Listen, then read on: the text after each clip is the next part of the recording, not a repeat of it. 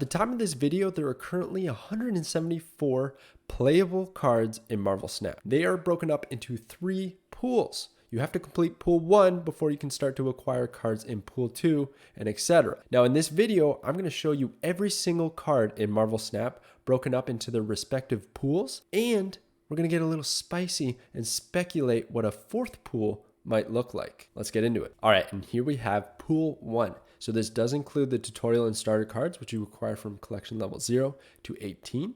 But from 18 to 214, it's going to be through this series of cards, which there's 72 on the screen right now. Now, you might be playing with a friend and maybe they acquired Namor first, and then you take another 100 levels and then finally get Namor. Well, don't sweat it too much. You're all going to have the exact same collection at collection level 214. It's interesting to note the energy and power curves. They start you off with a lot of lower power cards, lower energy curve cards to get you accustomed to the game. Watch how these curves adjust as we move through the pools. It's quite interesting. But let's check out my top 5 cards from pool 1. Here are my top 5. They're in no particular order. I think they're all strong in their own right, in their own respective decks. But we have Nightcrawler off the top. He's a 1 cost 2 power, and you can move this once. The reason he's here is because he's incredibly flexible.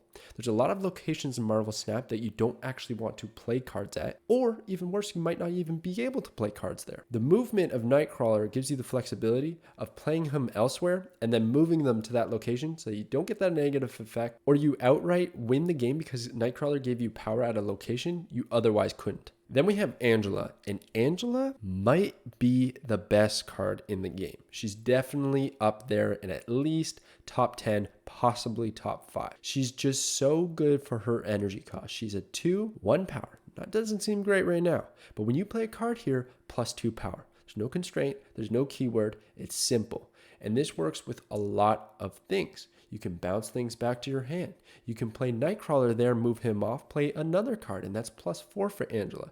It's incredibly easy to get her to at least 7 power. That's only playing 3 cards and filling up the location if Angela's the first one you play. If you do some movement shenanigans or find a way to play even more cards there, she can get absolutely out of hand for only 2 energy. Then I have Carnage. He's a 2 cost 2 power. On reveal, destroy your other cards here, plus 2 power for each card destroyed. Very easily and very consistently, Carnage can get you to 8 power. But that's not his only benefit. You see, there's sometimes locations that are going to spawn cards that you didn't want to be there. Or maybe your opponent found a way to give you cards that you didn't want to have there and is clogging up your location. Well, Carnage can destroy that and clear the board while still retaining a high power value. Not to mention, if you play a lot of things that only have 1 power and he gobbles them all up, well, maybe you got their on reveal effects triggered to give you a big benefit, and then you can just eat them up for extra power and more location space to play more cards. Not to mention, Carnage is a staple in destroy decks. One of the best combos early on is if you play Nova and then you play Carnage. So Carnage is going to destroy Nova, who gives 1 power to each card on your side of the board. And then Carnage by default will become at least 5 power because he eats up Nova, which brings him to 4, and then he gets the Nova buff. So that's a 2 for 5 at minimum, and you also get power to your other cards. It's a really good combo early on, so that's why Carnage is here as one of the best. Iron Man. Iron Man is a 5 cost 0 power card. Ongoing, your total power is doubled at this location. Absolutely nuts. Let's say you have 10 power at that location. You've been kind of stacking it, but you need that final push. You play Iron Man, you now have 20. He's a 5 cost for 10 power. It's insane. And that only scales up and up and up and up. The synergy is endless with Iron Man. He's always a good play, and you don't have to use up your turn 6 play. You can play him early and then figure out what you have to do to win the game on the next turn, knowing that at least if you play more cards at his location, they'll have double the power that they're actually showing. And last but certainly not least, we have Odin. On reveal, activate the on reveal abilities of your other cards at this location. Insane. I think one of the best combos when you're ranking up in pool 1 is White Tiger into Odin. White Tiger shoots out a 7 power tiger. Odin activates that again, giving you another 7 power tiger. Him in his own right is 8 power. That's just a lot by default spread across the board. You stack this with things like Ironheart, any of the Guardians of the Galaxy characters triggering again, it can get really out of hand, and he sets up all kinds of decks. He's basically the on-reveal king. If you want to make an on-reveal deck, what's your late game card? It's Odin. And now we're in pool 2. Pool 2 starts at collection level 222 and is going to go to 474. But there's only actually 25 cards here despite being about 200 levels that you have to progress. It is actually currently the smallest pool in the game. But there are some really impactful cards. Cards that actually, as you notice from the power chart, have low amounts of power. But the energy chart is a little bit closer to the middle, if not leaning a little heavy, because there's a lot of cards with impactful on reveal effects, but low power totals. I'm talking about cards like Shang-Chi that destroys all 9 power or more cards at a location. Crazy. Morbius, who gets +2 power for each card you've discarded this game. There's a lot of good cards here. And then on the bigger end of things, you have Infinite, who has the highest raw power total in the game at 20. But you gotta pass your previous turn in order to play him, so it's a bit challenging. There's some wild cards in this pool. But what are my top 5? Well, here they are. My first one is Sunspot. At the end of each turn, gain +1 power for each unspent energy. He's a 1 cost, 1 power. But this can easily get to 1/7, 1/8, or even 1/15 if you pass every turn after playing him on turn 1 and then play a 6-drop. And you can actually win a game like that. He's the most flexible 1 cost card that could probably be fitted in a lot of decks. Have an awkward hand where you have 4 energy to spend but only 3 cost cards? Well, don't worry about it. You can play that 3 cost and still get +1 power on your Sunspot. It's money in the bank. And then you have Bucky Barnes. When this is destroyed, create the Winter Soldier in its place. So he's a 2 cost, 1 power. But the Winter Soldier is 6 power. And you want to destroy Bucky Barnes every single time. If you're not destroying Bucky, you shouldn't be running him. So pretty much this is a 2 for 6, and it might have really good synergy with, you guessed it, Carnage. This is an amazing combo that I suggest everybody start running if you're in pool 2. Scorpion is a 2 cost, 2 power. He used to actually be 3 cost, 3 power, and he was trash. But now that he's 2 cost, he's a little bit more flexible, and the amount of negative power he can give to your opponent's hand is really good. Think about it this way. If they have 5 cards in their hand, that's -5 power. If you convert that to positive power as a swing, it's basically like playing a 2 cost, 7 power card. That's a pretty huge swing, and it might discourage your opponent from playing cards. Let's say they had Iron Man in hand and you give him -1. Iron Man's still going to double that negative. So that makes it really tough for him to justify spending 5 energy on that Iron Man. So Scorpion can come up clutch. Then we have Killmonger, and I think Killmonger might be the top of the food chain right now and might warrant a nerf. On reveal, destroy all 1 cost cards. He's eating up all those little fishes. You see, the problem with Killmonger is you acquire him in pool 2, and in pool 1 you acquire a lot of 1 cost cards or early game cards, and you rely on playing those and getting buffs with Kazar, Blue Marvel. There's a lot of combos to be had there, and a lot of new players like to run those decks. Killmonger is the ultimate control counter to those decks. You just straight up win the game if you hold him until turn 5 or 6 and destroy everything they've set up. And it doesn't really get better as the collection pools progress, because once you get to pool 3, there's a lot of destroy synergy of destroying your own cards. So Killmonger then becomes a benefit of playing a bunch of 1-drops and then destroying them, but also destroying your opponents if they happen to play any. I don't know what the right nerf would be. Maybe 0 power, maybe cost a little bit more, but he's a little out of hand right now. Hobgoblin is a 5 cost, -8 power, the lowest power on any card in Marvel Snap, and he's on reveal, your opponent gains control of this. This is great for a variety of reasons, but you got to watch out, because if your opponent has, let's say, Cosmo on the other end, which denies on reveal effects, you're going to be stuck with a -8 power Hobgoblin on your side of the field. Also, if they have 4 cards at the location you're trying to play Hobgoblin, you're going to get denied. He's got nowhere to go, and you got yourself a goblin on your hands. But the real benefit is that if you do manage to get Hobgoblin over to your opponent's side, not only are they getting -8 power, which is a big swing, but you're also filling one of their location spots and saving a spot on your end. You see, you can still play 4 cards at that location if you need to, and your opponent now can only play 3 there if there's that available space. So there's a lot to love about Hobgoblin. That's why I have Hobgoblin here at top 5. He can straight up win games. If your opponent's banking on that 1 open slot for turn 6 and you fill it on turn 5 with Hobgoblin, you can almost guarantee they're going to retreat, and that's why I have him in the top 5. And here we have pool 3, which is the largest pool in the game, but not by as many cards as you might have thought. You see, there's 75 cards here. It's pretty wild. And it's going to take you a long time to acquire them. It starts at level 486, and from what I've gathered, it's going to be random on when you're going to end your collection and have a complete set of cards, but it's usually around collection level 3000. So once you get there, you're probably got yourself a full collection. Now, I think the most interesting thing to note here is the energy curve continues to progress to the later game. See, there's a lot of 3 drops, 4 drops, 5s, and a lot of 6 drops. Up until this point, there's not a lot of cards in the 4, 5, 6 drop category. So you've probably been playing with the same ones in your deck. Well, in this pool, it's going to open up a lot. There's going to be a lot of times where you're not going to play cards early on in the game because your later game cards are so powerful. But who is the most powerful in pool 3? Let's find out. Well, would you look at that? It's Patriot. If you watched my No Ability Snap Evolution guide, you'll know that Patriot is bonkers. He sets up like a dozen decks just on his own right. And he's only 1 power. Guys, he's only 1 power. And he costs 3.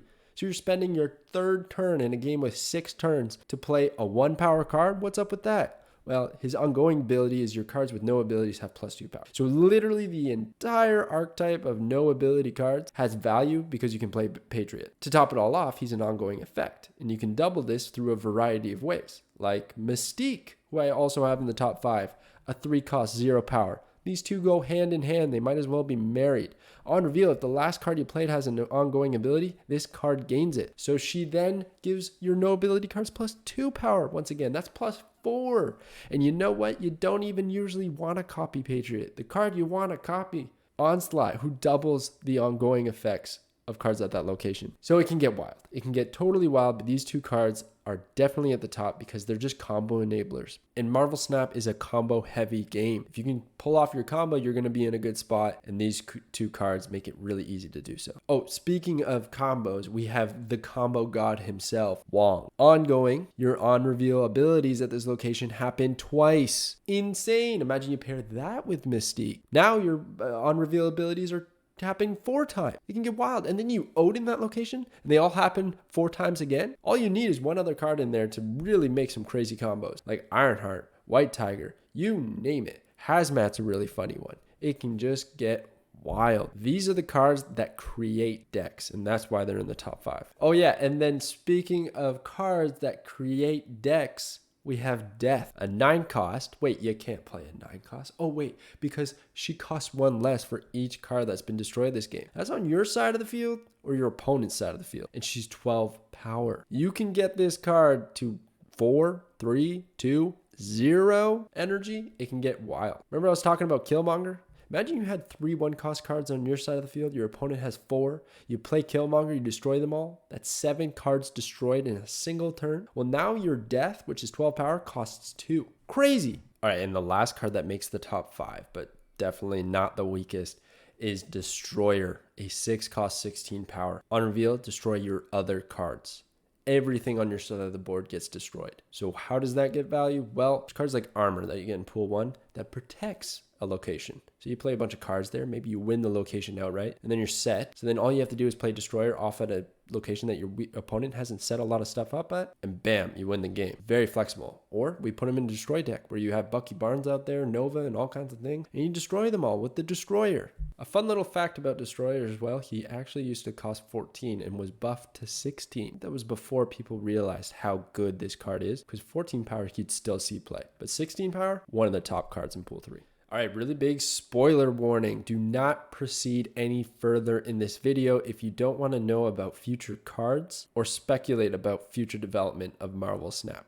I'm warning you now, but we're going to get into Pool 4. Okay, now that we understand Pool 1, Pool 2, and Pool 3, we have to talk about Pool 4 because I believe it's inevitable. You see, Team Second Dinner hasn't really released plans on what they're going to do with new cards. At the moment when a card is released, for instance, Miles Morales, right? That was the October Season Pass card. So Miles is going to join us in Pool 3 after his season is done and the next season finishes up. So basically when a new card launches, it's 8 weeks after that launch does that card enter Pool 3. I think this is temporary and eventually will change to Pool 4. Now, nothing is confirmed and this is purely speculation, but Team Second Dinner has come out and said that their goal is to release 1 card every week. If they stick with their current season pass model, where you get a bunch of different rewards, variants, and 1 brand new card, I don't see them adding more new cards to that season pass unless they made the cost way higher, which would kind of feel bad. Why not just release new cards, but put them in Pool 4 so the people who have play the game for many hours can get those cards pretty quickly. And then maybe there's another monetized way for other players to get these cards. But it'll expand the collection a little bit. And then once you get into a certain pool that you'll be okay and you know what cards to expect. Because if there's like 200 or 300 cards, you're just not going to know what's happening once you get to pool 3. So I really believe pool 4 is inevitable. And there's a few other things that I think are going to sneak in here. For instance, Thanos, Galactus, and Kang. These are cards that are actually in the game right now. You can acquire them through random effects, and you can actually go to your collection, and they're grayed out. You can still read what their abilities are in-game. Go check it out. But yet, you can't collect them. They're uncollectible cards. They will join the game at some point, but what are they waiting for? I think they're waiting for Pool 4 or maybe just some big event, but I think these cards will pioneer Pool 4 because they have crazy effects, are really cool cards, and build a foundation for what Pool 4 could look like. On top of this, I also think new cards are going to end up here. Not maybe every single one, maybe not the season pass ones, but I think they're going to start shoving a lot of new cards into Pool 4. Like Black Panther here, who is very likely to be the next new card. On reveal, double this card's power. He's nuts. I'll get into that card another day. Anyways, I think he might end up in Pool 4. But the most likely things we'll see in Pool 4 is cards from Pool 3 that have crazy effects or cards that they deem should be at a higher collection level, like Agatha Harkness, who's just total random and chaos and fun. She should be a Pool 4 card. So I think they're going to bump up cards from Pool 3 that are currently sitting at Pool 3 to Pool 4. They've already done this actually from Pool 3 down to Pool 2, which I think they will continue to do. They're going to be flexible with these pools, but I think it'd be a really smart way to actually develop a Pool 4 with current existing cards in Pool 3. And lastly, Mythic Variants. So Team Second Dinner came out with a roadmap to Marvel Snap, showcasing a bunch of their plans coming up in the future. And one of the things that was on there was Mythic Variant. We have absolutely no information on this, but I imagine they're going to be very difficult to acquire or cost a lot of money. But I could see them throwing him into a Pool 4 reward for the people who have been playing the game for a really long time. But hey, I'm just having fun here. I'm just speculating. Ben Bro did kind of hint at a Pool 4 and 5, so this might be in the works. Only time will tell. But hey, I'm Drew Berry, and that was my top 5 cards in each pool with a little bit of Pool 4 speculation. Let me know what you agree with, what you disagree with, what you think about Pool 4, if it should exist, or if there should never be one. What happens with the new cards? There's a lot of questions here, and I want to know your feedback. So thank you, as always, for watching, and I will catch you guys next time.